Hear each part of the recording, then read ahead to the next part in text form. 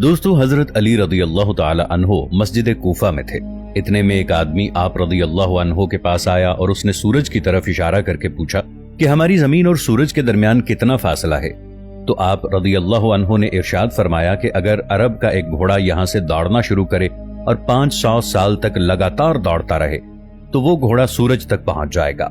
वो आदमी जवाब की तरफ माइल हुआ, जवाब सुना और वहां से चला गया। लेकिन बात यहाँ पे खत्म नहीं होती। अब अगर हम कैलकुलेशन करें तो हमें पता चलेगा कि हजरत अली रदी अल्लाह ताला अन्हो के जवाब के पीछे दरअसल राज क्या है।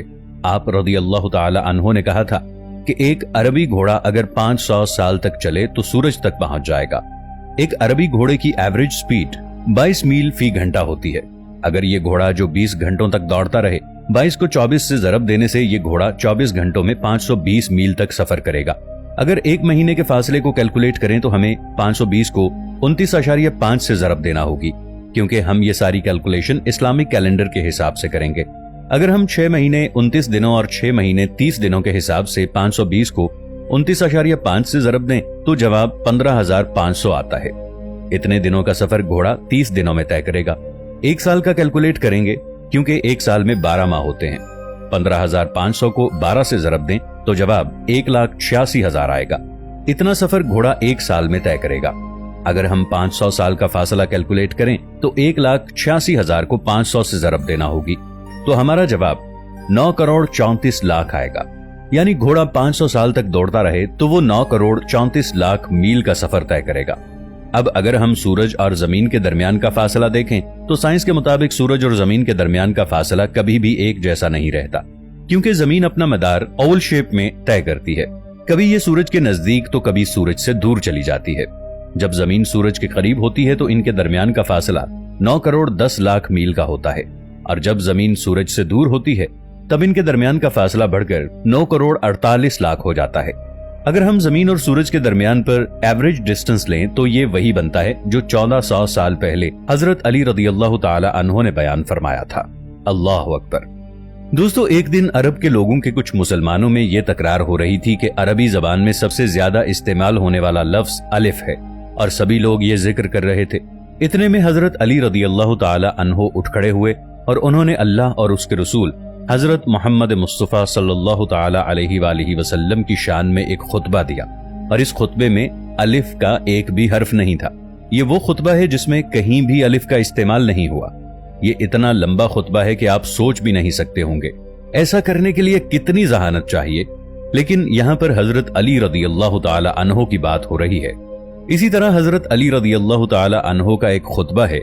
इस खुतबे में उन्होंने कहीं भी किसी नुक्ते का इस्तेमाल नहीं किया। बहुत से साइंटिस्ट, फिलोसोफर्स और रिसर्चर्स ने हजरत अली रदी अल्लाह ताला अन्हो की जहानत की बहुत तारीफ की है। जॉर्ज डॉर्डेक, जो कि एक मुसन्निफ थे, वो हजरत अली रदी अल्लाह ताला अन्हो की जहानत से इस कदर मुतासिर थे कि उन्होंने हजरत अली रदी अल्लाह ताला अन्हो की जिंदगी पर एक किताब लिखी। एक और फिलोसोफर थॉमस कार्लाइलिस ने अपनी किताब ऑन हीरोज हीरो वर्शिप में हजरत अली रदी अल्लाह ताला अन्हो की बेहद तारीफ की है। इस किताब में उसने हजरत अली रदी अल्लाह ताला अन्हो की खूबियों, उनके औसाफ, उनकी लीडरशिप और उनकी शख्सियत को बयान किया है। और भी बहुत से साइंटिस्ट, फिलोसोफर हैं जिन्होंने आप रज़ी अल्लाह ताला अन्हो की तारीफ की है, जबकि उनमें से एक भी मुसलमान नहीं था। हजरत अली रज़ी अल्लाह ताला अन्हो ने फरमाया कि अल्लाह के सिवा कोई भी छुपे हुए रंग या नाजुक आज़ा को नहीं देख सकता। यहाँ इमाम अली रज़ी अल्लाह ताला अन्हो ने इरशाद फरमाया है कि कई लाइट वेव्स या हिडन कलर्स ऐसे होते हैं जिनको इंसानी आंख नहीं देख सकती। हजरत अली रदी अल्लाह अन्हो ने मजीद ये भी बताया कि हम इंसान अपने इर्द गिर्द ऐसे जानदारों से घिरे हुए हैं जिन्हें इंसानी आंख नहीं देख सकती। यहाँ पर आप रदी अल्लाह ताला अन्हो ने माइक्रो ऑर्गेनिजम्स, वायरसेस, बैक्टीरियाज की बात की है। इन सब चीजों को इंसानी आंख नहीं देख सकती। माइक्रो ऑर्गेनिजम्स की दुनिया को 17वीं सदी में एंटोइन वैन लोइनवेनहोक ने दरियाफ्त किया था, जो कि हजरत अली रदी अल्लाह ताला अन्हो ने 1000 साल पहले ही बता दिया था। इसके अलावा हजरत अली रदी अल्लाह ताला अन्हो ने फरमाया कि अल्लाह के सिवा हर सुनने वाला हल्की आवाजों से बहरा है, और बुलंद आवाजें उसे बहरा बना देती हैं, और दूर की आवाजें भी उससे दूर हो जाती हैं। यहाँ आप रदी अल्लाह ताला अन्हो ने 3 किस्म की आवाजों की बात की है। ये वो आवाज है जो हम सुन नहीं सकते, यानी जिस आवाज की फ्रीक्वेंसी 20 हर्ट्ज से नीचे होती है। इस आवाज को हम नहीं सुन सकते, जिसे हम अल्फा सोनिक साउंड कहते हैं। ये आवाजें हमारी आंख झपकने और खून की गर्दिश की आवाजें हैं। दूसरी वो आवाज है जो हमें बहरा कर देती है। जैसा कि आपको पता होगा कि 140 डेसिबल से ज्यादा की आवाज इंसान को बहरा कर देती है। और तीसरी साउंड जिसकी हजरत अली रदियल्लाहु ताला अन्हु ने बात की है, यानी जो साउंड इंसान से दूर हो जाती है, हजरत अली रदियल्लाहु ताला अन्हु ने स्पेस से आने वाली साउंड की बात की है, जिसे कॉस्मिक माइक्रोवेव बैकग्राउंड रेडिएशन यानी CMBR कहा जाता है। ये स्क्रीन पे जो आप पैराग्राफ देख रहे हैं, ये पैराग्राफ एक किताब कॉस्मोस का है। इसको कार्ल सैगन ने लिखा है। कार्ल सैगन नासा में वाइकिंग मिशन के डायरेक्टर थे। इस पैराग्राफ में उन्होंने बताया है कि इस दुनिया के सब जानदार फंडामेंटल रेडिएशन में एक जैसे हैं। हजरत अली रदियल्लाहु ताला अन्हु का ये खुतबा पढ़ें। यहाँ पर हजरत अली रदियल्लाहु ताला अन्हु ने बिल्कुल यही बात बताई है। आप सब ये जानते ही हैं कि हजरत अली रदियल्लाहु ताला अन्हु आज से 1400 साल पहले पैदा हुए थे और कार्ल सैगन की पैदाइश 1934 में हुई थी।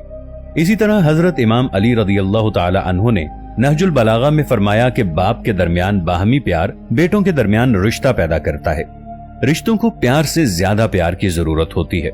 यहाँ हजरत अली रदियल्लाहु ताला अन्हु के कहने का मतलब यही है कि अगर दो अफराद मर्द या औरत एक दूसरे को पसंद करते हैं या सच्चे दोस्त हैं, उनके बच्चे इस बिहेवियर के वारिस होंगे, यानी ये बिहेवियर उन बच्चों में भी पाया जाएगा।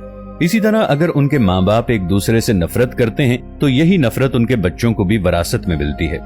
19वीं सदी में ये डिस्कवर किया गया था। सबसे पहले इंसानी रवैया जीन्स के जरिए केमिकल ऑफ फेरोमोन्स की सूरत में मुंतकिल होता है।